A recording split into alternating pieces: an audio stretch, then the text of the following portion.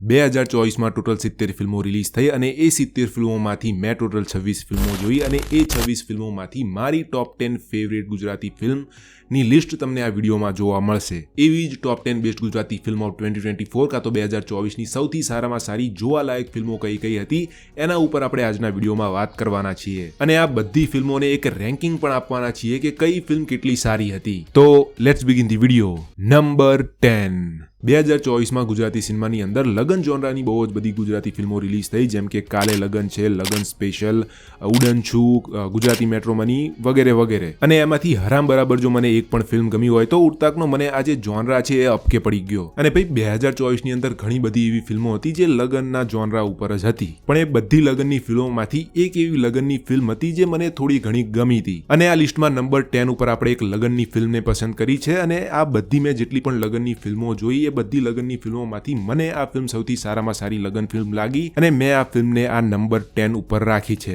જે ફિલ્મની અંદર આપણને મલ્હાર ઠાકર, એમના મિસિસ પૂજા જોશી અને મિત્ર ગઢવી જેવા એક્ટર જોવા મળે છે. હું વાત કરી રહ્યો છું ફિલ્મ લગન સ્પેશિયલની. આ ફિલ્મની અંદર એક ઘડિયાળ વાળો જે કોન્સેપ્ટ હતો કે મિત્ર ગઢવીનું જે કેરેક્ટર છે આ ફિલ્મની અંદર, એને એક એવી ઘડિયાળ બનાવી છે જે ઘડિયાળને તમે પહેરશો તો તમારા શરીરના હાવભાવથી એ તમને જો તમને કંઈ પૂછવામાં આવશે તો એ ઘડિયાળ પકડી પાડશે કે તમે સાચું બોલો છો કે ખોટું. બેસિકલી આ ઘડિયાળ એક લાઈ ડિટેક્ટર છે એવું તમે કહી શકો છો. અને સિચ્યુએશન એવી ઊભી થાય છે કે મલ્હાર ઠાકરની જે વાઇફનું કેરેક્ટર છે એ વાઇફનું કેરેક્ટર મલ્હાર ઠાકરને એક ઘડિયાળ પહેરાવે છે અને મલ્હાર ઠાકરના કેરેક્ટરને પૂછે છે કે તું મારી સાથે અત્યારે લગ્ન કરવાનો છું, શું તું મને પ્રેમ કરે છે? તો હવે મલ્હાર ઠાકરનો જે જવાબ હોય છે એ હોય છે હા. પણ હવે એ ઘડિયાળ જે હતી એ જે લાઈ ડિટેક્ટર વાળી ઘડિયાળ હતી એમાં ના એવો જવાબ આવે છે. તો મલ્હાર ઠાકરનું જે કેરેક્ટર છે એ કહે છે હા, પણ ઘડિયાળમાં આવે છે ના. એ લાઈ ડિટેક્ટર ઘડિયાળના પ્રમાણે મલ્હાર ઠાકરનું જે કેરેક્ટર છે એ એની વાઇફને પ્રેમ નથી કરતું. અને પછી પૂજા જોશીનું કેરેક્ટર એ વાતને સાચી માની બેસે છે અને પછી એક બહુ જ સારો એવો ઇંગેજિંગ, ઇન્ટરેસ્ટિંગ કોમેડી કોન્ફ્લિક્ટ ઊભો થાય છે, જે ફિલ્મને એક બહુ જ જોરદાર ફિલ્મ તો નથી બનાવતું પણ ફિલ્મને એક સારી જોવાલાયક ફિલ્મ તો બનાવે છે. હું આ ફિલ્મને દઈશ 5 આઉટ ઓફ 10. નંબર 9. મને નથી ખબર તમે તમારી જિંદગીમાં કોઈ જોબ માટે ઇન્ટરવ્યૂ દીધું છે કે નહીં. જો ના દીધું હોય અને તમે એક સ્ટુડન્ટ છો અને તમારી જિંદગીની અંદર હજુ એ જોબ ઇન્ટરવ્યૂ દેવા જવાનું ચેપ્ટર હજી નથી આવ્યું તો આ ફિલ્મ જરૂર જોજો. તમને આ ફિલ્મ કદાચ જોબ ઇન્ટરવ્યૂ કેમનું દેવું અને જોબ ઇન્ટરવ્યૂ માટેની 2-4 સલાહ જે છે આ ફિલ્મ તમને આપી દેશે. કાં તો તમે એ જાણવા માંગો છો કે ભાઈ જોબ ઇન્ટરવ્યૂ કઈ રીતના થતા હોય છે તો પણ તમે આ ફિલ્મ જોઈ શકો છો. હું વાત કરી રહ્યો છું ફિલ્મ ઇન્ટરવ્યૂની, જેની અંદર આપણને પરીક્ષિત તમાલિયાનું બહુ જ ચોમું જેવું એન્ઝાયટી વાળું, બહુ જ નર્વસનેસ વાળું કેરેક્ટર જોવા મળે છે. અને અમુક નથી હોતા નાની નાની વાતોમાં આમ ઉદાસ થઈ જાય અને ભાઈ 10માના માર્ક્સ ઓછા આવ્યા તો પછી ઉદાસ થઈ જાય અને ડિપ્રેસ થઈ જાય, એવા બધા નથી હોતા લોકો. એ ટાઈપનું કેરેક્ટર આપણને આ ફિલ્મની અંદર જોવા મળે છે. અને એવું એક વાતમાં નર્વસ થઈ જતું કેરેક્ટર પ્લસ એક એવું કેરેક્ટર જે એક મિડલ ક્લાસ ફેમિલીની અંદરથી આવે છે, બહુ જ સ્ટ્રગલ વાળી ફેમિલીની અંદરથી આવે છે, એ કઈ રીતે એના ઇન્ટરવ્યૂને ક્રેક કરે છે અને એ ઇન્ટરવ્યૂની પહેલા એની સાથે બહુ જ ખતરનાક એવી સિચ્યુએશન બને છે અને કઈ રીતે એ સિચ્યુએશનને હેન્ડલ કરી એ આ ઇન્ટરવ્યૂને પાસ કરે છે એ જ આપણને આ ફિલ્મની અંદર જોવા મળે છે. હું આ ફિલ્મને દઈશ 5.5 આઉટ ઓફ 10. નંબર 8. આ લિસ્ટમાં નંબર 8 ઉપર ફરીથી એ જ એક્ટરની ફિલ્મ છે, જે એક્ટર ગુજરાતી સિનેમાનો એક બહુ જ મોટો સુપરસ્ટાર છે. એ એક્ટર જેની દર વર્ષે 3 ગુજરાતી ફિલ્મો તો રિલીઝ થાય જ છે. હું વાત કરી રહ્યો છું ગુજરાતી સિનેમાના બહુ જ સરસ એવા એક્ટર મલ્હાર ઠાકરની નહીં, વિક્રમ ઠાકોરની. ચલોતર પ્રાંતની અંદર આજે પણ લોકો યશ, પ્રભાસ કે અલ્લુ અર્જુન કરતાં પણ વધારે વિક્રમ ઠાકોરના ફેન છે. અને ઓનેસ્ટલી સ્પીકિંગ મને 2024ની જેટલી પણ લગનની ફિલ્મો હતી, એ સિવાય જે ફક્ત પુરુષો માટે હતી, એ સિવાય જે ત્રિશા ઓન રોક હતી, એ બધી જ ફિલ્મો કરતાં મને આ ફિલ્મ જોવામાં સૌથી વધારે મજા આવી. હું વાત કરી રહ્યો છું વિક્રમ ઠાકોરની ગુજરાતી ફિલ્મ ભાઈની બેનની લાડકીની. અને ભાઈ ઘણા બધા લોકો વિક્રમ ઠાકોરની અને વિક્રમ ઠાકોરની જે ઓડિયન્સ છે, જે લોકો વિક્રમ ઠાકોરની ફિલ્મોનું જોવાનું પસંદ કરે છે, એમની બહુ જ મજાક ઉડાડે છે અને એવું કે ભાઈ તમે બધા જે છો એ બધા અભણ છો અને તમને કંઈ ખબર નથી પડતી અને તમે જે ફિલ્મો જોવો છો એ બધી ખરાબ ફિલ્મો છે અને તમારે આ બધી ફિલ્મો ના જોવી જોઈએ અને બહુ જ એવો મજાક ઉડાડે છે, જે આઈ થિંક કે સારી બાબત નથી. આઈ મીન આપણી જેવા લોકોને ભલે આ ફિલ્મો ખરાબ લાગતી હોય પણ ગુજરાતની અંદર એક બહુ મોટો એવો વર્ગ છે જે આ રીતની ફિલ્મો જોવાનું પસંદ કરે છે. And just like us they watch movies and goes to cinema for escapism. And yes, Vikram Thakor movies, even if it's bad, That's cinema. There is a group of people who celebrates and love him as their star. અને ભાઈ એમને નથી પડી ફક્ત પુરુષો માટે કે બોલિવૂડની ફિલ્મો માટે કે હોલિવૂડની ફિલ્મો માટે. મોસ્ટ ઓફ ધીસ પીપલ, જેટલા પણ આ બધા મોટા ભાગના જે આ બધા લોકો છે, બેસિકલી કારખાનાની અંદર, ખેતરોની અંદર મજૂરી કરે છે, દાડિયું કરે છે, કાં તો બહુ જ એક હાર્ડવર્ક એવું કરે છે અને બહુ જ શારીરિક પરિશ્રમ હોય એવું કામ કરે છે. અને ભાઈ બહુ જ થાકીને એક દી કંઈક રજા કે એવું કંઈક હોય એટલે માણસ બચારો વિક્રમ ઠાકોરની ફિલ્મ જોવા જાય છે અને ભાઈ એને એમાં મજા આવે છે, જેમાં કોઈ પણ ખોટી બાબત નથી. અને એમાં પણ આપણે એને એવું કહીએ કે આ તો હાલો વિક્રમ ઠાકોરની ફિલ્મો જોવા જાય છે, આવી તો કે ફિલ્મો જોવા જવો હતો છે, આનામાં તો બુદ્ધિ નથી. અને આપણે બેસિકલી એક જે મજાક બનાવીએ છીએ એ પ્રકારના લોકોનું એક ખોટી ટેવ છે. આ તમે મજાક મસ્તી કરો કે ભાઈ એક દડે 2 છક્કા મારી દીધા અને મજાક મસ્તી કરો, ઠીક છે, પણ ભાઈ હવે પર્ટિક્યુલર વ્યક્તિનો કોઈ પણ ટેસ્ટ છે તો તમે એ ટેસ્ટને જજ કરવા વાળા કોણ? જોવા દો ને, જે જોવો હોય તમને ક્યાં કોઈ જોવાનું કહે છે. અને ભાઈ લિટરલી આ ફિલ્મ એક જોનરા ફિલ્મ છે. ફિલ્મની અંદર આપણને horror, fantasy, double role, love story, magical element, bond between brother and sister, evil villain, good hero, evil versus good અને બહુ બધી વસ્તુ જોવા મળે છે. ફિલ્મનું એક્ઝિક્યુશન ભલે બહુ જ ખરાબ હતું. જો આ ફિલ્મનો ડિરેક્ટર ફિલ્મ મેકિંગ ભણીને આવ્યો હોત ને અને આને ફિલ્મને બનાવી હોત તો literally one of the best Gujarati film હોત એવું કહી શકાય. ફિલ્મનું એક્ઝિક્યુશન ભલે બહુ જ ખરાબ હતું, પણ ફિલ્મનું જે વિઝન હતું એ મને બહુ જ ગમ્યું અને એક એફોર્ટ જે આ લોકોએ આ ફિલ્મને બનાવવા માટે વાપર્યો છે એ બહુ જ પ્યોર હતો, જેની માટે ફૂલ રિસ્પેક્ટ ફ્રોમ મી. અને ભાઈ ફિલ્મની અંદર એક બહુ જ સરસ આદિવાસીનું કેરેક્ટર હતું યાર, જે વિક્રમ ઠાકોરનું એક સાઇડકિક હતું. અને જ્યારે વિક્રમ ઠાકોરનું કેરેક્ટર કોઈ સિચ્યુએશનમાં હોય છે જ્યાં આ આદિવાસીનું કેરેક્ટર જે છે એ વિક્રમ ઠાકોરની એનો જીવ દઈને એની જાન બચાવે છે અને મરી જાય છે વિક્રમ ઠાકોરના કેરેક્ટરની જાન બચાવવા માટે. અને ભાઈ એ કેરેક્ટરનું કેરેક્ટર ડેવલપમેન્ટ આ ફિલ્મની અંદર બહુ જ સરસ રીતે કરવામાં આવ્યું છે. જ્યારે એક કેરેક્ટર મરે છે યાર, મને દુઃખ થયું, મને બહુ જ દુઃખ થયું આ કેરેક્ટરને મરતા જોઈ. અને એની રાપ કાઢું, જો 2025ના જીફા બીફામાં જીતુ પંડ્યાને આ કેરેક્ટર માટે નોમિનેટ કરવામાં નહીં આવે તો એ બધા અવોર્ડ શોને ફ્રોડ ગણવામાં આવશે મારી તરફથી. Because according to me this was the best performance by an actor in supporting role in 2024. મારા ગોસ્કરની અંદર જીતુ પંડ્યા નોમિનેટ થઈ ગયા છે. ગોસ્કર એવોર્ડ તમને ના ખબર હોય તો મારી ખુદની યુટ્યુબ ચેનલનો ખુદનો અવોર્ડ છે, જેની અંદર હું 2024ની અંદર જેટલી પણ ગુજરાતી ફિલ્મો રિલીઝ થઈ છે એ બધી ફિલ્મોને મારા પ્રમાણે અલગ અલગ કેટેગરીની અંદર નોમિનેટ કરીશ અને હું પોતે જ એઝ અ જજ એ બધી ફિલ્મોને અવોર્ડ આપીશ, કાં તો એ બધા જે કલાકારો જે નોમિનેટ થયા હશે એમને હું અવોર્ડ આપીશ. અને એ અવોર્ડ શો એટલે ગોસ્કર. ગુજરાતનો જી અને ઓસ્કર વિશે તો તમે સાંભળ્યું જ હશે, એટલે ગોસ્કર અવોર્ડ. તો એ અવોર્ડ શોને જોવા માટે અને ગુજરાતી ફિલ્મોના ગુજરાતીમાં રિવ્યુઝ જોવા માટે સબસ્ક્રાઇબ ધી ચેનલ. ટૂંક સમયમાં તમને મારી ચેનલ ઉપર એ અવોર્ડ શો જોવા મળી જશે. તો ઘણા બધા લોકો વિડીયોને જોવે છે પણ સબસ્ક્રાઇબ નથી કરતા, તો ચેનલને સબસ્ક્રાઇબ કરી લો. અને આ ફિલ્મ લિટરલી મારા ટોપ 10 બેસ્ટ ગુજરાતી ફિલ્મો 2024ની લિસ્ટમાં સામેલ થવાને લાયક જ નથી, પણ જીતુ પંડ્યાનું એ પરફોર્મન્સ હતું જેના લીધે આ ફિલ્મને મેં અહીંયા નંબર 8 ઉપર રાખી છે. The reason why this film is in my top 10 list was Jitu Pandya's excellent performance in this film. બાકી આ ફિલ્મ મારા ટોપ 10 માટે લાયક નથી. અને ભાઈ જીતુ પંડ્યાનું કેરેક્ટર બહુ જ જોરદાર હતું આ ફિલ્મમાં. લિટરલી એમના મોત દરમિયાન એમને જે ડાયલોગ દેવામાં આવ્યા છે એ બહુ જ જોરદાર હતા કે સાલો હું જંગલમાંથી શહેરમાં આવ્યો અને મારે તો પોયરી જોડે લગ્ન કરવાતા અને મારે તો ગીતડા ગાવાતા. અને બેસિકલી જે પણ એમના આદિવાસી એક્સેન્ટની અંદર બોલ્યા હતા એ સાંભળીને હું થોડો ઇમોશનલ તો થઈ ગયો હતો કે યાર ખોટું થયું યાર, બચારા રે આવું નતું થવું જોઈએ આનારે, કે બચારો એના સપના પૂરા કર્યા વગર જ મરી ગયો. અને ભાઈ જીતુ પંડ્યા ખરેખર બધા ડાયલોગ્સને બહુ જ સરસ રીતે ડિલિવર કરે છે. અને ફિલ્મ જોતા પહેલા તો મને એવું હતું કે ભાઈ કોણ છે આ એક્ટર, પણ પછી મને ખબર પડી કે આ યુટ્યુબની અંદર એક બહુ જ પોપ્યુલર સેલિબ્રિટી છે અને ઘણા બધા લોકો એમના જે કોમેડી વિડીયો આવે છે, જે કોમેડી સ્કિટ વિડીયો આવે છે કે પછી જે સ્પૂફ ટાઈપના જે વિડીયો આવે છે, એ બધા વિડીયોઝને ઘણા બધા લોકો જોવાનું પસંદ કરે છે. ઇવન મારા મમ્મી પપ્પા પણ યુટ્યુબમાં એમના વિડીયો જોતા હોય છે અને મને એ વાતની ખબર જ નથી. મને લિટરલી એવું હતું કે ભાઈ કોક આદિવાસી વિસ્તારમાંથી કોક માણાને બોલાવી લીધો છે અને એની જોડે એક્ટિંગ કરવાઈ દીધી છે. પણ આ તો પછી ફિલ્મ પછી જ્યારે મેં એમનું ઇન્ટરવ્યુ જોયું ત્યારે મને ખબર પડી કે ના, એ જે એક્સેન્ટ હતો એ એમની એક્ટિંગ હતી. And I will really appreciate his work for this film. અને don't be surprise if you see this guy winning Oscar award for best supporting actor. Plus આ ફિલ્મની અંદર ગુજરાતનું કલ્ચર રેપ્રેઝન્ટેશન હેલારો ફિલ્મ કરતા પણ સારું હતું. હેલારો ફિલ્મ આપણા કલ્ચરને થોડુંક બહુ જ ખરાબ રીતે બતાવે છે, પણ આ ફિલ્મની અંદર આપણું જે એક કલ્ચર છે એને બહુ જ સરસ રીતે બતાવવામાં આવ્યું છે. હું આ ફિલ્મને દઈશ 6 out of 10. નંબર 7 બે ભાઈબંધ છે, જેમાંથી એક ભાઈબંધ છે કોન્ટ્રાક્ટર બિલ્ડરનો, જેને બિલ્ડરની નીચે કામ કરવાનું છે, અને એનો ભાઈબંધ જેનું સપનું છે એક બિલ્ડર બનવાનું છે, એ બંને ભેગા થઈને ઇન્ડિપેન્ડન્ટલી એક જૂની બિલ્ડિંગને રિબિલ્ડ કરવાનો પ્રોજેક્ટ લે છે. બેસિકલી બિલ્ડિંગ જે છે બહુ જ જૂની થઈ ગઈ છે અને એને પાડીને ફરીથી બનાવવાનો પ્રોજેક્ટ. પણ એ એટલું બધું ઈઝી નથી હોતું, કારણ કે એક ઓલરેડી એસ્ટાબ્લિશ બિલ્ડર જે એમના કામમાં દખલ નાખે છે, એક વિલનની જેમ એમના માટે એક અડચણરૂપ બની રહે છે. પ્લસ એ બિલ્ડિંગમાં જે બધા લોકો રહેતા છે એમાંથી અમુક લોકો માને છે, અમુક લોકો નથી માનતા, અને બધાની અલગ અલગ જે છે માંગો છે, એ માંગોને સેટિસ્ફાય કરવા અને એ લોકોને કઈ રીતે મનાવવા, એ પ્લસ આ વિલન અને કઈ રીતે બધી ખરાબ સિચ્યુએશનનો એ સામનો કરી આ બિલ્ડિંગને રિબિલ્ડ કરવાનો પ્રોજેક્ટ હાથમાં લે છે, અને કઈ રીતે બધી બાધાઓનો સામનો કરે છે, એ જ આ ફિલ્મની કહાની છે. અને ઓવરઓલ બહુ જ સારી એવી ફિલ્મ છે. ખબર નહીં કેમ ફ્લોપ થઈ, પણ હું ઓનેસ્ટલી કહું તો આ ફિલ્મ મને ખરેખર મજબૂર નથી કરતી. જો આ ફિલ્મનું હું ટ્રેલર પણ જોઉં તો એ ફિલ્મનું ટ્રેલર મને મજબૂર નથી કરતું આ ફિલ્મની ટિકિટ લઈને આ ફિલ્મને થિયેટરમાં જોવા માટે. એટલે કે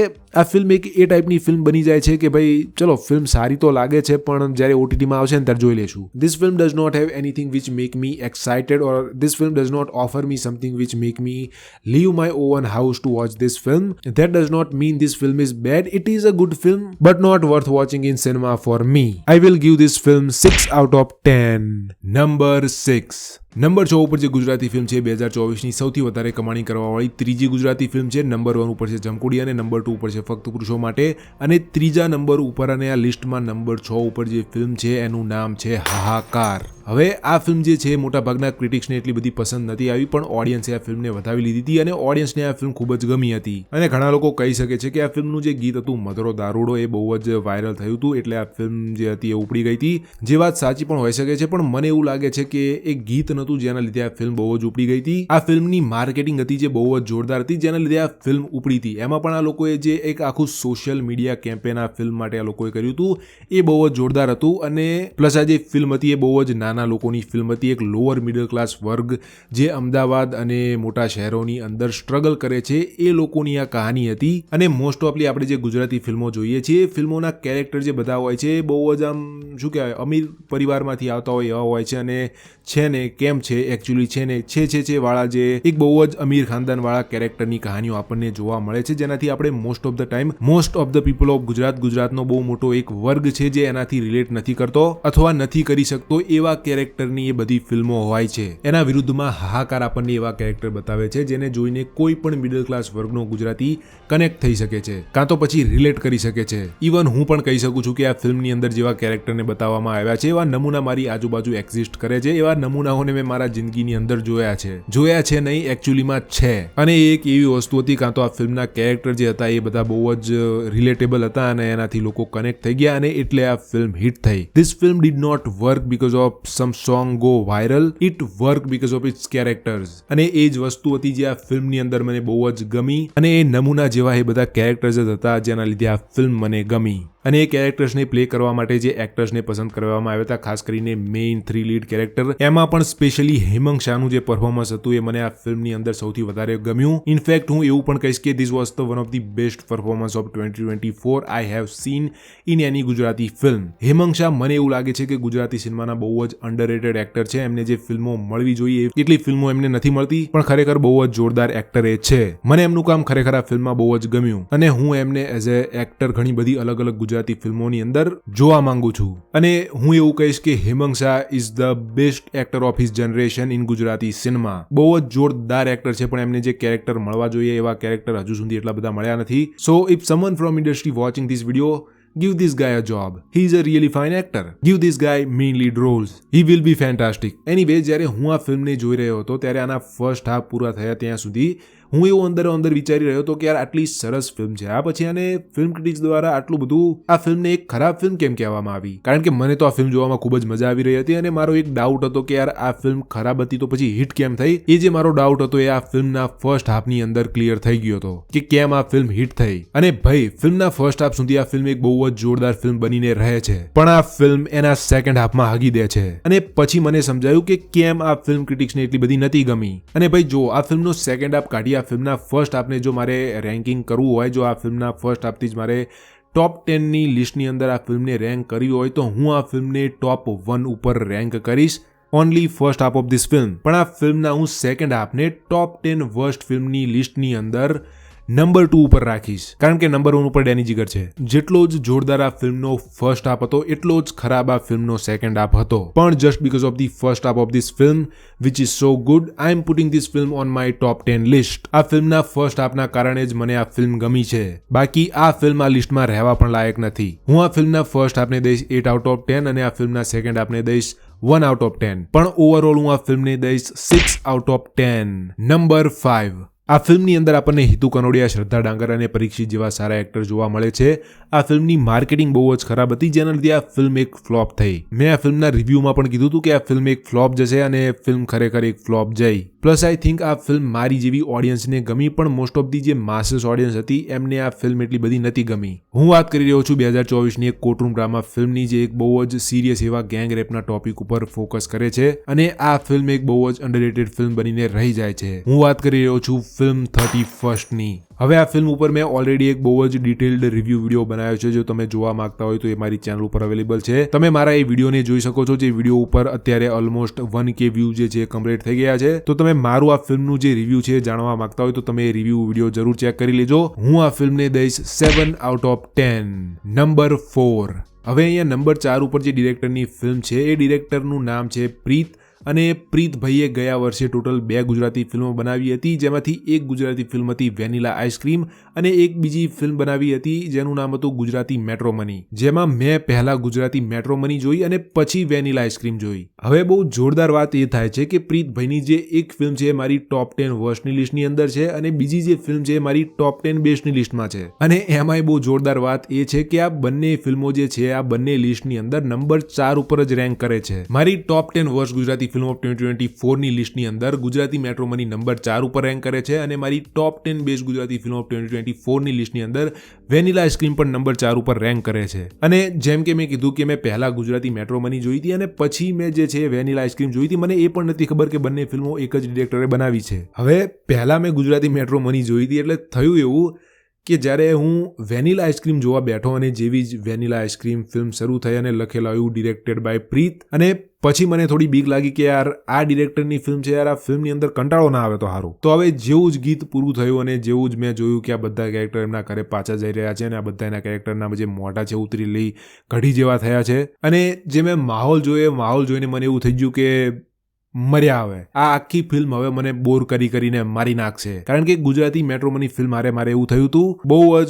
બહુ જ બોરિંગ ફિલ્મ હતી. પણ I was wrong. This film surprised me. અને ભાઈ આને કહેવાય સ્લો બર્ન ફિલ્મ. આને કહેવાય એક બહુ જ સારી સ્લો પેસ્ડ ફિલ્મ જેની સ્ટોરી એક ટાઈમ પછી આગળ વધે છે અને એક જગ્યાએ ચોંટી ગઈ છે એવું નથી લાગતું. It moves on. અને ભાઈ આ ફિલ્મ એક બહુ જ જોરદાર ફિલ્મ છે જે શરૂમાં તમારા દિલને તોડશે. It will be heart breaking to watch this film, પણ છેલ્લે આ ફિલ્મ તમારા દિલને જોડીને હાજુ પણ કરી દેશે. અને એ વસ્તુ મને બહુ જ ગમી કે આ ફિલ્મને એક બહુ જ સારી એવી હેપી એન્ડિંગ દેવામાં આવી છે અને એક સેડ એન્ડિંગ નથી દેવામાં આવી. ફિલ્મની જે એન્ડિંગ હતી એ મને બહુ જ ગમી અને આ ફિલ્મની એન્ડિંગને એક બહુ જ હું સારી હેપી એન્ડિંગ એવું કહીશ. I would give this film 7 out of 10. અને આ ફિલ્મની અંદર બધાની જે એક્ટિંગ હતી એ પણ બહુ જ સરસ હતી. ખાસ કરીને આર્ચન ત્રિવેદી અને Vandana Pathak Shah was stand out. Malhar Thakar અને યુક્તિ રાંદેલિયાનું કામ પણ ફિલ્મની અંદર બહુ જ સારું છે, પણ તમને ફિલ્મ જોયા બાદ આર્ચન ત્રિવેદી અને વંદના પાઠક શાહ યાદ રહી જશે. એ બંનેના લેવલને મલ્હાર ઠાકર અને યુક્તિ રાંદેલિયા મેચ નથી કરતા. એમાં પણ આર્ચન ત્રિવેદી, જો એમને આ વર્ષના નેશનલ એવોર્ડમાં બેસ્ટ એક્ટરનો એવોર્ડ આપવામાં આવ્યો તો I would be not surprised. એટલું જોરદાર એમનું પરફોર્મન્સ હતું આ ફિલ્મની અંદર. નંબર 3. ઈસવીસન 1299 થી 1304 ની આજુબાજુ અલાઉદ્દીન ખિલજીએ ગુજરાતની અંદર ઘણી બધી જગ્યાઓ આક્રમણ કર્યા હતા અને ઘણા બધા ગુજરાતના પ્રાંતોને ભાંગ્યા હતા, કાં તો પછી ભાંગવાનો પ્રયત્ન કર્યો હતો. એમાંથી એક જગ્યા હતી પાલીતાણાના ડેરાઓ, જેની રક્ષા ત્યાંના બારોટોએ દાદુ બારોટની લીડમાં એમના બલિદાન આપીને કરી હતી. ત્યાં એમના પાળિયા પૂજાય છે અને એ ઘટના ઉપર એક નોવેલ લખવામાં આવી હતી, જે નોવેલનું નામ હતું અમર બલિદાન. અને એ અમર બલિદાન નોવેલની આ ફિલ્મ અડેપ્ટેશન છે. પણ હવે વાત કરીએ કે ફિલ્મની અંદર મને સૌથી વધારે શું ગમ્યું, તો મને આ ફિલ્મની અંદર સૌથી વધારે આ ફિલ્મના ડાયલોગ ગમ્યા. ફિલ્મનું સ્ક્રીન પ્લે નહીં, સ્ક્રીન પ્લેના જે ડાયલોગ હતા એ મને ખૂબ જ ગમ્યા, જેનું ક્રેડિટ હું રામ મોરી અને વિજયગીરી બાવાને પણ દઈશ. પણ એમ નહીં કરતાં પણ વધારે જે ક્રેડિટ છે હું આ ફિલ્મના આ ફિલ્મ જે નોવેલ ઉપર આધારિત છે એ નોવેલના જે આર્થર છે વિમલ કુમાર ધામી એમને દેવા માંગીશ. અને મને એવું લાગે છે કે આ ફિલ્મની સ્ટોરી અને ડાયલોગ એટલા બધા જોરદાર એટલા માટે છે કારણ કે ફિલ્મ ઓલરેડી જે સોર્સ મટીરિયલને અડેપ્ટ કરે છે એ જેટલું જોરદાર છે. એટલે જો સોર્સ મટીરિયલ સારું હશે તો તમારી ફિલ્મ ઓટોમેટિકલી સારી જ હશે જો તમે એને સારી રીતે એડેપ્ટ કરવાનો પ્રયત્ન કરશો. એ સિવાય બીજી વસ્તુ જે આ ફિલ્મની અંદર મને બહુ જ ગમી એ હતું આ ફિલ્મના ઓલમોસ્ટ બધા જ એક્ટર્સનું પરફોર્મન્સ, જેમાં હું સૌથી ઉપર રાખીશ ધર્મેન્દ્ર ગોહિલને, જેમનું કામ આ ફિલ્મની અંદર બહુ જ અમેઝિંગ હતું. He nailed it in his performance of Dadu Barot. એમની સિવાય આ ફિલ્મની અંદર બીજા કોઈ જો સૌથી વધારે બહુ જ જોરદાર એવું પરફોર્મન્સ આપ્યું હોય તો એ હતા Shraddhaben Dangar, one of the best actress of Gujarati cinema. She also did fantastic job as a Dadu બારોટની દીકરી. ઇનફેક્ટ એમનું જે કેરેક્ટર હતું એ મને દાદુ બારોટ કરતા પણ વધારે ગમ્યું, જેને શ્રદ્ધાબેન ડાંગરે બહુ જ સરસ રીતે ભજવ્યું છે. અને મને એવું લાગે છે કે શ્રદ્ધાબેન ડાંગર સિવાય બીજી કોઈ પણ એક્ટ્રેસ આ કેરેક્ટરને જસ્ટિસ ના આપી શકત. અને એમાં પણ ફિલ્મની અંદર એક સીન છે જ્યાં એક ભાઈ એવું બોલે છે કે ભાઈ આવો દો ખીલજીને, જ્યારે ખીલજી આવશે ત્યારે આપણે એને બતાવી દઈશું કે આપણે હાથમાં બંગડીયું નથી પહેરી. અને ભાઈ શ્રદ્ધા ડાંગરનું કેરેક્ટર સુજન એ વખતે જે એને મરઘા તોડ જવાબ આપે છે ને, લિટરલી આ ફિલ્મની કોઈ વસ્તુ જે મને સૌથી વધારે ગમી હોય ને તો એ હતો આ ફિલ્મનો એ ડાયલોગ જે શ્રદ્ધાબેન ડાંગર એ વ્યક્તિને કહે છે. અને મને એવું લાગે છે કે શ્રદ્ધાબેન ડાંગરે આ ડાયલોગને જેટલી જોરદાર રીતે ડિલિવર કર્યો છે, જો કોઈ બીજી એક્ટ્રેસ હોત તો એ એક્ટ્રેસ આ ડાયલોગને એટલી જોરદાર રીતે ડિલિવર ના કરી શકત જેટલી જોરદાર રીતે શ્રદ્ધાબેન ડાંગરે આ ડાયલોગને ડિલિવર કર્યો છે. અને હું કયા સીનની વાત કરું છું એ પણ હું તમને બતાવું, પણ કસુંબોની ટીમ વાળા કોઈ મને કોપીરાઇટ ના મારતા. તમારે આવા જોઈએ ખીલજીને, એને દેખાડી દેવું એમ કઈ હાથમાં બંગડીયું નથી પહેરી. જે માવડીઓએ કાંડામાં બંગડી પહેરી છે ને એના પ્રતાપે જ તમારા હાથમાં તલવાર શોભે છે. કાંડાઓમાં બંગડી હોવી એ તો શૂરવીરોને દૂધ પાયાનું પ્રમાણ છે. બાપુ, જરૂર પડશે તો આ બંગડીઓ વાળા હાથ પણ આગળ આવશે, તમે મૂંઝાતા નહીં. હે ભગવાન, જો મને મારા પુણ્યનું કંઈક ફળ આપ તો આવી સુજન જેવી જીએફ આપજે. You know, I like the kind of woman who can just kick my butt. In Kasumbo, character of Shraddha Dangar as a Sujan is that kind of a woman. Fucking badass. And of course, Shraddha Dangar's acting makes this character even more badass. Kasumbo ફિલ્મમાં મને બહુ જ મજા આવી, film મને બહુ જ ગમી. હા, ફિલ્મની અંદર ઘણી બધી ખામીઓ છે, પણ જ્યારે હવે આ ફિલ્મનું કોઈ દી રિવ્યુ કરવાનું થશે તો ત્યારે આપણે એ વિડીયોની અંદર એની વાત કરશું. પણ હું આ ફિલ્મને દઈશ 7 out of 10. નંબર 2. ઓકે, હું છે ને ઘણા બધા ઇન્ડસ્ટ્રીના લોકોને ઇન્સ્ટાગ્રામ ઉપર ફોલો કરું છું, એટલે જે પણ કઈ સ્ટોરી મૂકે એ બધી મને દેખાય. એટલે હવે આ વર્ષે મેં ઘણા બધા લોકોને એમની સ્ટોરીઝમાં ટોપ 10 બેસ્ટ ગુજરાતી મૂવીઝ કાં તો ટોપ 5 બેસ્ટ ગુજરાતી મૂવીઝ ઓફ 2024 ની લિસ્ટ શેર કરતા મેં એમને જોયા. આ લિસ્ટો ઘણા બધા અલગ અલગ પર્સન અને મીડિયા તરફથી હતી, જેમાંથી એક પણ લિસ્ટની અંદર આ ફિલ્મ નથી. આ ફિલ્મ એટલે આ લિસ્ટની નંબર 2 ની જે ફિલ્મ છે એ. અને આ ફિલ્મને હું 2024 ની ધી મોસ્ટ અંડરરેટેડ ફિલ્મ કહીશ. આ ફિલ્મ જેની હું વાત કરી રહ્યો છું, આ ફિલ્મ પણ કસુંબોની જેમ એક એડેપ્ટેડ સ્ક્રીન પ્લે છે. આ ફિલ્મ જેની હું વાત કરી રહ્યો છું એ ફિલ્મનું નામ છે કમઠાણ, જે અશ્વિની ભટ્ટની નોવેલ, જે નોવેલનું નામ પણ કમઠાણ જ હતું, એના ઉપર આધારિત છે. અને લિટરલી આ ફિલ્મને હું નંબર 1 ઉપર રાખવાનો હતો, પણ કારણ કે આ ફિલ્મ એક એડેપ્ટેડ સ્ક્રીન પ્લે છે અને ઓરિજિનલ સ્ક્રીન પ્લે નથી, એટલે પછી આ ફિલ્મને મેં નંબર 1 ઉપર ના રાખી, કારણ કે મારે નંબર 1 ઉપર એક ઓરિજિનલ ફિલ્મને રાખવી હતી. મને આ ફિલ્મ ખૂબ જ ગમી, મને આ ફિલ્મ જોવાની ખૂબ જ મજા આવી. એમાં પણ આ ફિલ્મની અંદર બધા જ એક્ટરની જે પરફોર્મન્સ હતી એ જોવામાં મને બહુ જ મજા આવી. એમાં પણ ખાસ કરીને લવારીના પેલા જે આપણા દીપ વૈદ્ય એમનું નામ છે, અને એમની પરફોર્મન્સ આ ફિલ્મની અંદર બહુ જ સરસ હતી. જેટલું હું એમને લવારીની અંદર જોઈને નથી હસતો, એના કરતાં પણ વધારે એમના આ કેરેક્ટરને જોઈને આ ફિલ્મની અંદર હું હસ્યો છું. અને ઓવરઓલ ફિલ્મ મને ખૂબ જ ગમી. આ ફિલ્મને હિટ થવું જોઈએ હતું, પણ ખબર નહીં કેમ આ ફિલ્મ ફ્લોપ થઈ. હું આ ફિલ્મને દઈશ 8 out of 10. નંબર 1. હવે ભાઈ જુઓ, નંબર 2 ની જે ફિલ્મ છે એને હું પહેલા નંબર 1 ઉપર રાખવાનો હતો, પણ કારણ કે એ ફિલ્મ એક એડેપ્ટેડ સ્ક્રીન પ્લે હતું એટલે મેં એને નંબર 1 ઉપર નથી રાખ્યું, કારણ કે મારે નંબર 1 ઉપર એક ઓરિજિનલ ફિલ્મ રાખવી હતી. એટલે મેં એક ઓરિજિનલ સ્ક્રીન પ્લે વાળી ફિલ્મને પસંદ કરી છે આ લિસ્ટમાં નંબર 1 માટે. હું જે ઓરિજિનલ સ્ટોરી વાળી ફિલ્મની વાત કરી રહ્યો છું એ ફિલ્મનું નામ છે લોચા લાપસી, જેની અંદર બહુ જ જોરદાર સ્ટોરી લખવાનું કામ કર્યું છે મોલિન પરમારે. અને ભાઈ ફિલ્મોની દુનિયામાં એક કહેવત છે કે ફિલ્મની અંદર ભલે બધું વસ્તુ ખરાબ હોય તો ચાલશે, પણ ફિલ્મની જો સ્ટોરી હશે એ સારી હશે તો ફિલ્મ ઓટોમેટિકલી સારી જ હશે. અને એ વસ્તુ લોચા લાપસી ફિલ્મને લાગુ પડે છે. ફિલ્મ ટેકનિકલી બહુ જ ખરાબ છે, પણ આ ફિલ્મની એ ઓરિજિનલ સ્ટોરી જ હતી જેના લીધે આ ફિલ્મ આ લિસ્ટમાં નંબર 1 ઉપર છે. And the way story unfold itself, that was the great thing about that film. હવે ફિલ્મ જ્યારે રિલીઝ થઈ હતી ત્યારે તો મેં એનું રિવ્યુ નહોતું બનાવ્યું, પણ એના રિલીઝના 3 મહિના પછી મેં એક રિવ્યુ વિડીયો મારા ચેનલ ઉપર એ ફિલ્મનો બનાવ્યો હતો, જે વિડીયો મારો વાયરલ ગયો. એ વિડીયો ઉપર મને 3000 કરતાં પણ વધારે વ્યૂ મળ્યા છે. તો જો તમે મને આ ફિલ્મ વિશે વધારે કહેતા સાંભળવા જોવા માંગતા હોય તો તમે મારો એ લોચા લાપસીનો વિડીયો જરૂર જોઈ લેજો. લોકોને એ વિડીયો બહુ જ ગમ્યો, તો જો તમારે પણ જોવાની ઈચ્છા હોય તો તમે એ વિડીયોને મારા ચેનલ ઉપર જોઈ શકો છો. હું આ ફિલ્મને દઈશ 8 આઉટ ઓફ 10. અને ભાઈ 2024નો ગોસ્કર એટલે આપણી ખુદની યુટ્યુબ ચેનલનો ખુદનો અવોર્ડ શો, જ્યાં હું બધી મોસ્ટ ઓફ ગુજરાતી ફિલ્મોને અલગ અલગ કેટેગરીમાં ડિવાઈડ કરીને એ બધી કેટેગરીની અંદર એમને અવોર્ડ દઈશ. તો એ અવોર્ડ શોનો વિડીયો એટલે કે એ અવોર્ડ શો જોવા માટે અને ગુજરાતી ફિલ્મોના ગુજરાતીમાં રિવ્યૂ જોવા માટે subscribe the channel. A video તમને મારી ચેનલ ઉપર ટૂંક સમયમાં જોવા મળી જશે.